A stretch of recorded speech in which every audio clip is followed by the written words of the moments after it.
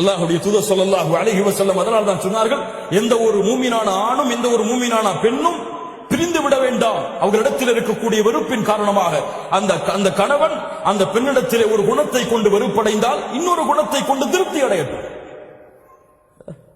உன் மனைவி உன் மீது கோபப்படுகிறாளா, உன்னை சரியான முறையில் கவனிக்கிறாளே, அதை நினைத்து திருப்தி அடை. உணவு அவர்களுக்கு சரியாக சமைக்க தெரியவில்லையா, உனக்கு சமைத்து கொடுக்க வேண்டும் என்று எண்ணம் இருக்கிறது இந்த காலத்திலே, அதை நினைத்து திருப்தி அடை. உன்னை கவனிக்க வேண்டும் என்ற எண்ணம் ஆர்வம் உனக்காக வாழக்கூடிய பெண்ணாக மாறுகிறாளே, அதை நினைத்து திருப்தி அடை. லா இலாஹ இல்லல்லாஹ். அல்லாஹ்வுடைய தூதர் ஸல்லல்லாஹு அலைஹி வஸல்லம் சொன்ன அறிவுரை.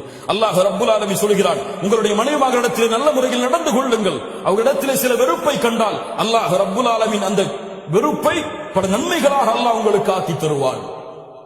குர்ஆன் கொடுக்கக்கூடிய சான்று கண்ணியத்துக்குரியவர்களே.